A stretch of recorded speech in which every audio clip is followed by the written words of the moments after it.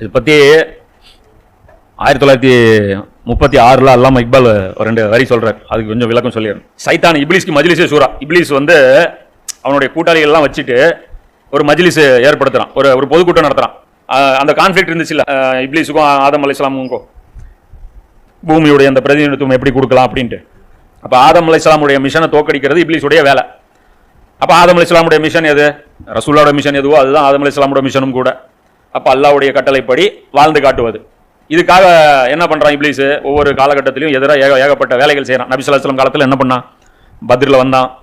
அதே மாதிரி ஆலோசனை உட்காரும்போது ஒரு நஜ்து கிழமை மாதிரி வந்து ரசூலுல்லாஹ் கொலை பண்றதுக்கு ஆலோசனை கொடுத்தான். இந்த அகபாவி உடன்படிக்கையின் போது இப்லீஸே நேரில் வந்து என்ன சொல்றான்? அபூஜஹல் எழுப்பி, அங்க அவ்வளவு பெரிய மேட்டர் நடந்துட்டு இருக்குது, இங்க நீ படுத்து தூங்கிட்டு இருக்கிற, எருமை மாடு எந்திரிச்சு போடா அப்படின்னு சொல்லிட்டு துரத்தி விடுறான். இந்த மாதிரி ஆக்டிவா வேலை செய்யறான். அதோட ரிட்டையர்ட் ஆயிட்டான் அவன். இன்னும் டியூட்டி ஸ்டில் கோயிங் ஆன், இன்னும் இருக்காரு அவர் டியூட்டியில. அப்ப நமக்கு தெரியல. அதுதான் வந்து அல்லாமா இக்பால் இந்த உலகத்துடைய அந்த சிச்சுவேஷன்லாம் பார்த்துட்டு அவர் வந்து இப்லீஸை வந்து கற்பனையா வச்சு ஒரு கவிதையா எழுதுறாரு. உலக அரசியல் எப்படி போயிட்டு இருக்கு, முஸ்லீம்கள் எப்படி போயிட்டு இருக்காங்க, மன்னராட்சி கவுந்து இப்பதான் டெமோக்ரஸி தலை தூக்கி இருக்கு, இதெல்லாம் எப்படி போயிட்டு இருக்குது அப்படின்னு பார்க்கும்போது டெமோக்ரஸி பத்தி இவன் கவலைப்படுறான். யாரு? இப்லீஸுடைய அடிமை. அவன் வந்து கவலைப்பட்டு என்ன சொல்றான்? டெமோக்ரஸி வந்துருச்சு, இந்த மன்னர்களை வந்து மக்கள்லாம் வந்து கவுத்திட்டாங்க, மன்னர்களுடைய பல்லக்கெல்லாம் மக்கள் கவுத்திட்டாங்க, உஷாராயிட்டாங்க இவங்க, இனி நாம வந்து மாட்டிக்குவோம், இங்க இவங்க மனித குலம் விடுதல் அடைஞ்சிரும், அதனால வந்து டேஞ்சரா போயிட்டு இருக்குது அப்படின்னா அவன் இப்லீஸ் என்ன சொல்றான்? பயப்படாத, நான் தான் மன்னருக்கு வேற ட்ரெஸ் மாட்டி விட்டுருக்கேன், இந்த வெள்ளை வேட்டி வெள்ளை சட்டை நான் தான் கொடுத்துருக்கேன். இப்போ எம்எல்ஏ எம்பிஸ் போடுறாங்க இல்லையா, மன்னருக்கு வேற ட்ரெஸ் இப்பதான் நான் தான் மாட்டி விட்டுருக்கேன். ஏன்னா ஆதம் கொஞ்சம் உஷாராயிட்டான், மனிதன் கொஞ்சம் உஷாராயிட்டான், அதனால பழைய ரூட் வச்சு அவனை ஏமாற்ற முடியாது. இதே தான் பாத்தீங்கன்னா சிஃபின்ல வந்து அலியல்னு சொல்லியிருப்பாரு, இப்லீஸ் ஒரே வகையில மக்களை ஏமாற்ற மாட்டான், மாத்தி மாத்தி ஏமாத்துவான், அதனால தயவு செஞ்சு புரிஞ்சுக்கங்க, இவர் வைக்கிற ஆர்குமெண்ட்டுக்கு பின்னாடி சூழ்ச்சி இருக்கு, உஸ்மானுடைய கொலை வந்து நோக்கம் கிடையாது, பின்னாடி வேற ஒரு கேம் இருக்குன்ட்டு இதே டயலாக் அவர் பேசியிருப்பார். அப்போ அந்த இப்லீஸ் வந்து அவன் சொல்லுவான், இப்லீஸ் வந்து அவனுடைய அடிமை வந்து சொல்றான், இந்த மாதிரி கம்யூனிசம் வந்துருச்சு, இது வந்துருச்சு, நம்ம காலி அவ்வளோதான் இனிமே அப்படிங்கும்போது அவன் சொல்றான், ஒன்றும் இல்லை பயப்படாத, நான் தான் வேற ட்ரெஸ் மாட்டி விட்டுருக்கேன், இப்போதைக்கு இவன் பின்னாடி சுத்துவாங்க, இவன் இருக்க இந்த ஜனநாயகம்ங்கிறது ரொம்ப ஸ்ட்ராங்கு அப்படின்னு சொல்லிட்டு அவன் சொல்றான். அப்புறம் அவன் இப்லீஸ் கமெண்ட் பண்றான், என்ன சொல்றான்? இது உடையும்ட்டு நீ நம்பாத, இது பண்ணாத, பயப்படாத, ஆருசு அவ்வல் தோ பயதா ஹோ நஹி சக்தி, இது உடைஞ்சிருங்கிற நம்பிக்கை கூட எவனுக்கு இன்னைக்கு இல்ல, புரியுதா?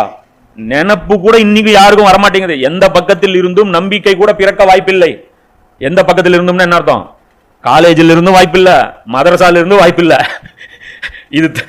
இது வந்து மக்களை சுரண்டுதுன்னு யாராவது இன்னைக்கு மாற்ற முடியுமா இந்த சிஸ்டத்தை? கல்வியாளர்கள், IIT returns, doctors, engineers, collectors, intellectuals இவங்க எல்லாம் சேர்ந்து இந்த கேபிட்டலிஸ்ட் சிஸ்டம் வந்து மக்களை வந்து மனிதர்களை சுரண்டுது, இதோடைய பெனிஃபிட் வந்து முதலாளிகளுக்கு தான் போகுது, சாமானிய மக்கள் பாதிக்கப்படுகிறார்கள், நாங்கள் இதை சும்மா விட மாட்டோம் அப்படின்னு இவங்களா களத்தில் என்னைக்காவது இறங்குவாங்களா? அவங்களாம் ஒன்றும் பண்ண மாட்டேன். மெயின் ரோடு பக்கத்தில் 2 ஏக்கர் சீப்பாக கடிச்சிருக்காமா வாங்கி போடலாம் அப்படின்னு சொல்லிட்டு போயிட்டே இருப்பாங்க. சரியா? அது மாதிரி அவங்க லைஃப் அவங்களுக்கு போயிடும். அதே மாதிரி நம்ம மதரசால இருக்கிறவங்களாம் வந்து இந்த கேபிட்டலிசம் வந்து பெட்ரோல் வந்து வர டாலர் இவ்வளோ இருக்கும்போது இந்த ரேட்டில் போயிட்டு இருக்குது அப்படின்னு இவங்க தெரிஞ்சு அந்த டாலராவது தெரியுமான்னு தெரியல, இல்லை அந்த மக்கா மதினா டாலரான்னு கூட இவங்களுக்கு தெரியல. இப்படி ஒரு டாலர் இருக்கிறதாவது தெரியுமா? இந்த டாலர்லாம் எப்படி போகுது, பொருளாதாரம் எப்படி இயங்குது, அதுதான் அவன் சொல்றான் இப்லீஸ். ஆறுசோ அவ்வல்தோ பயதா ஹோ நஹி சக்தி கஹி, எங்க இருந்து வாய்ப்பு இல்லை, இவங்களும் நம்மளை அட்டாக் பண்ண முடியாது, இவங்களும் அட்டாக் பண்ண முடியாது.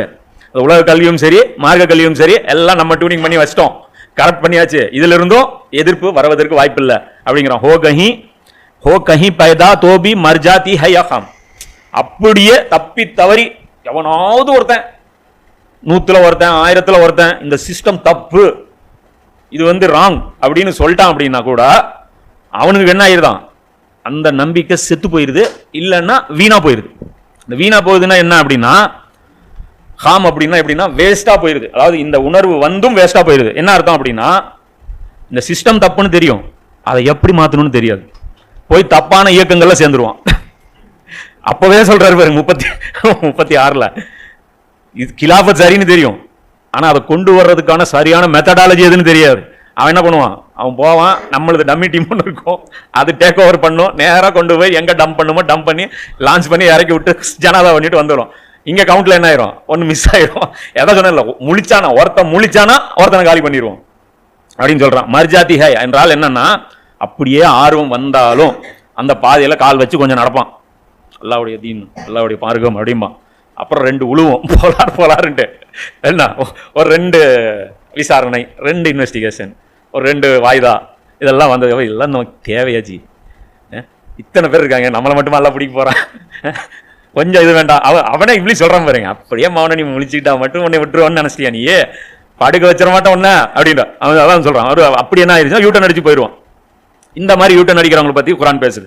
நிச்சயமாக அவர்கள் ஈமான் கொண்டு பின்னர் நிராகரித்து, ஃபர்ஸ்ட் ஈமான் கொண்டாச்சு, அல்லாதான் பொருளாதாரத்திலும் அல்லா, வாழ்க்கையிலும் அல்லா, எல்லாத்திலையும் அல்லா சொல்றது அவ்வளோதான், முடிச்சுட்டேன் நான் அப்படிங்கிறான். பின்னர் நிராகரித்து அப்புறம் என்னாச்சு, குஃப்ர் வந்தாச்சு. பின்னர் ஈமான் கொண்டு மறுபடியும் யாரோ ஒருத்தன் எழுப்பி விட்டா மறுபடியும் வந்து ஈமான் வந்துருச்சு. மாட்டான் எல்லாத்துலயும் அல்லா அப்படிங்கிறான். பின்னர் நிராகரித்து மறுபடியும் குஃப்ருக்கு போயிட்டான். என்னாச்சு வயிறு காஞ்சி போச்சு, குஃப்ருக்கு போகுது. கவர்மெண்ட் ஜாப்ல இருந்துச்சு, கவர்மெண்ட் ஜாப் கட் பண்ணி விட்டாங்க. அப்புறம் வீட்டில் எல்லாம் பொண்டாட்டிலாம் என்ன, இதெல்லாம் நமக்கு தேவையா? பொண்டாட்டி என்ன ஆகும், எல்லாம் சொல்றான்ல, உங்கள் மனைவியர்களும் உங்கள் பிள்ளையர்களும் உங்களுக்கு எதிரிகள் இருக்கிறாங்கன்ட்டு. சைத்தான் மட்டுமா எதிரியே? சைத்தானை கூட சமாளிச்சிடலாம். இது டெய்லி நொய் நொய் நொய் நொய் நொய் நொய்ங்க காதுல. அவங்கெல்லாம் அங்க போறாங்க இங்க போறாங்க, உங்களை கட்டிட்டு எப்ப பாரு ஒரே கதி. ஏதாவது ஒரு மாற்றத்தை கண்டிருக்கோமா? ஏமாற்றத்தை தான் கண்டிருக்கோம் அப்படின்னு அவர் சம்பாதிக்க. அது பஞ்சு டைலாக்ஸ் என்ன டெம்ப்ளேட்ஸ்ல இருக்குல்ல, பொழைக்க தெரியாத மனுஷன், உருப்படாத மனுஷன், தண்டம், இப்படி இந்த மாதிரி இந்த பேர் வந்துடும்.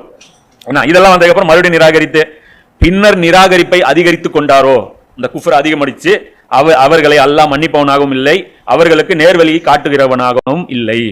ஏன் அந்த குஃப்ர் எப்படி அதிகரிக்கிறது தெரியுமா? அந்த யூட்டன் அடிச்சான்ல, அதுக்கு விளக்கம் சொல்லுவோம்.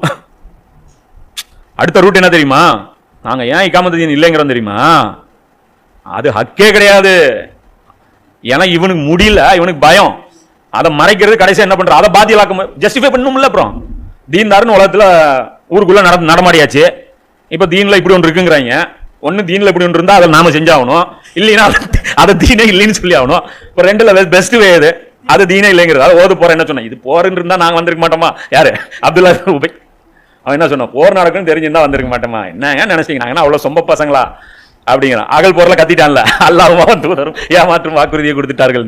அல்லாஹ்வும் சொல்றான் ஓது போர்ல 300 பேர் வரலைன்னு சங்கடப்படாதீங்க, அப்படியே அதுங்க வந்திருந்தாலும் சண்டை போட மாட்டாங்க. என்ன அவங்க வந்து ஒன்றும் பெருசா கிழிச்சிருந்துருக்க மாட்டாங்க, வராது.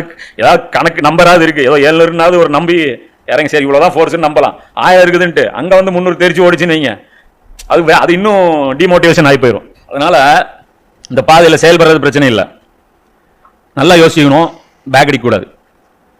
செஞ்ச வேலையை விட அதிகமாக தான் செய்யணும், கம்மியாக செய்யக்கூடாது. புரியுதா? லைஃப்ல வந்து இதை விட 1 ஸ்டெப் ஃபார்வேர்டு தான் போகணுமே தவிர 1 ஸ்டெப் பேக்வேர்டு போகக்கூடாது. ஒன்னும் உயிர் போயிடணும், அதான் சொல்றேன், இன்னும் அல்லாவுடைய அழைப்பு வந்துடணும், இல்லைன்னா தீன் மேலங்கிடணும். ரெண்டுல ஏதோ ஒன்று நடக்கணும். அது வரைக்கும் முன்னாடி வச்ச கால பின்னாடி வைக்கவே கூடாது. அதுதான் அல்லா சொல்றான். இப்படி அவர்களை மன்னிப்பவனாகவும் நல்லா மன்னிக்க மாட்டான், நிரந்தர நரகமா இந்த பாவத்துக்கு, மேலும் அவர்களுக்கு நேர்வழியை காட்டுகிறவனாகவும் இல்லை. இது மாதிரி பெரிய பெரிய ஆட்கள், ஜாவித் அகமது காமதி, இந்த யாரும் இருந்தாலும் தாடி வச்சுட்டு சத்குரு மாதிரி ஒரு ஆள் இருப்பான்னு சொன்னல,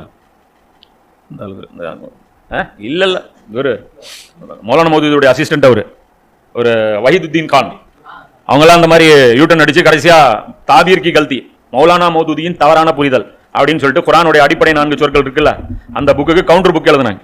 அது வந்து தீனுனா அது இல்ல, எப்படி இலாஹ்னா அது இல்ல, ரப்புனா அது இல்ல, அப்படி கொடுத்து அப்புறம் என்ன பண்ணிட்டாங்க கடைசி அது பேர் ஜாவித் அஹமது காமதி. எல்லாம் கரெக்டு தான், ஆனா ரசூல்லா உயிரோடு இருக்கிற வரைக்கும் தான். எப்படி இப்படி எல்லாம் விளக்கம் கொடுத்து ஜஸ்டிபிகேஷன் கொடுத்த உடனே நிறைய பேர் ஜமாத் இஸ்லாமிலிருந்து வெளியே போனாங்க. இதெல்லாம் வந்து பாத்தீங்கன்னா அது குஃப்ரை அதிகப்படுத்திக்கிட்டு அப்படி நிறைய போறது. அவர்கள் இது வந்து 4வது அத்தியாயத்தில் 137 வசனம். இப்போ எல்லாம் இன்னொரு சில வசனங்களும் படிச்சிடலாம், ஏன்னா இதெல்லாம் நம்ம மனசுல இருக்கணும். ஏன்னா வேலை செய்யற காலகட்டம் அந்த மாதிரி. பட் உதாரணத்துக்கு இப்போ கடைசியாக எனக்கு உடம்பு முடியல, செத்து போயிட்டேன் திடீர்னு, இப்போ என்ன பண்ணுவீங்க? எல்லாரும் அவங்க வேலையை பார்த்துட்டு போயிருப்பீங்களா? அடுத்த மர்க்கஸ் எது? எங்க யார் ஸ்டார்ட் பண்றது? யாராவது ஒருத்தர் ஸ்டார்ட் பண்ணணும். அவுது பில்லாஹி மினஷ் ஷைத்தானிர் ரஜீம், பிஸ்மில்லாஹிர் ரஹ்மானிர் ரஹீம். இப்போ அந்த அடிப்படையில் பார்க்கும்போது இந்த 74வது அத்தியாயமும் 84வது அத்தியாயமும் பார்த்தோம்னா அப்படியே அதை மேட்ச் பண்ணோம்னா நபி ஸல்லல்லாஹு அலைஹி வஸல்லம் உடைய தீன் எப்படி மேலோங்கிச்சோ அதே மாதிரி 2வது ஒரு தடவை நடந்தே தீரும். அதற்காக எப்படி அங்க முந்தியவர்கள் இருக்காங்களோ அதே மாதிரி இப்பவும் முந்தியவர்கள் ஒரு டீம் வந்து தேவைப்படுது. இப்போ இது நமக்கு ஒரு நல்ல ஒரு ஆப்பர்ச்சுனிட்டி, புரியுங்களா? அந்த உடம்பு சரியில்லாத போய் கூட மெயினாக நான் அதான் நினைச்சேன், எல்லாம் இவ்வளோ கஷ்டப்பட்டு இது ஹக்கு இதுன்னு ஐடென்டிஃபை பண்ணோம், அமல் செய்யக்கூடிய நேரத்தில் போட்டுன்னு போயிட்டோம்னா ஒன்றும் இல்லாம வேஸ்டா போயிரும்ல, லைஃப் வீணா போயிடும். செஞ்சாதானே கணக்கு, இப்போ அதோட கவுண்ட் இதாயிருமே, இந்த மாதிரி ஆயிடக்கூடாதுன்ட்டு. அதனால இனி வந்து வரக்கூடிய காலங்கள் வந்து கொஞ்சம் சீரியஸா எடுத்துங்க, சரிங்களா? இந்த 4 வருஷம் 5 வருஷம் எப்படி நம்ம கழிச்சோம் அப்படிங்கிறது தெரியல, புரியுங்களா? இது அறிஞ்சு எவ்வளோ நம்ம செயல் பண்ணோம், எவ்வளோ ஒர்க் அவுட் பண்ணோம், எவ்வளோ தூரம் முன்னு வந்தோம், என்ன செஞ்சிருக்கோம். நம்ம ஒரு 5 வருஷத்துக்கு ஒரு மார்க் ஷீட் நீங்களே போட்டுங்களா அவங்கவுங்க 5 வருஷத்துக்கு நம்ம என்ன பண்ணோன்ட்டு. இனி வர்ற 5 வருஷம் எப்படி இருக்குன்னு சொல்ல முடியாது. இன்னும் வந்து ரொம்ப இது டேஞ்சரஸ் சிம்டம்ஸ் இது இப்போ ஒரு அந்த அட்டாக் வந்து ரொம்ப டேஞ்சரஸான சிம்டம்ஸ். முஸ்லீம் நாடுகள் இறங்கிருச்சுன்னா இந்த 199 ஹதீஸ் அடுத்தது நடந்துடும். சரி, அதனால அந்த இதுல இருந்து பார்க்கும்போது நம்ம வந்து கொஞ்சம் வேகத்தை வந்து அதிகப்படுத்தணும், ஒர்க்கை வந்து ஃபீல்ட் ஒர்க் வந்து கொஞ்சம் அதிகப்படுத்தணும்.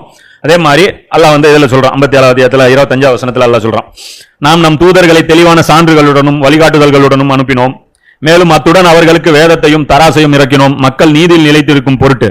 மேலும் இரும்பையும் இறக்கினோம், அதில் பெரும் வலிமை உள்ளது, மக்களுக்கு பயன்களும் இருக்கின்றன. இவ்வாறெல்லாம் செய்யப்பட்டது எதற்காகவென்றால், இந்த இரும்பு ஏன் இறக்கன அப்படின்னா, அல்லாவை பார்க்காமலே அவனுக்கும் அவனுடைய தூதர்களுக்கும் உதவி செய்பவர்கள் யார் என்பதை அல்லாஹ் கண்டறிவதற்காகத்தான். நிச்சயமாக அல்லாஹ் பேராற்றல் கொண்டவனாகவும் வல்லமை மிக்கவனாகவும் இருக்கிறான்.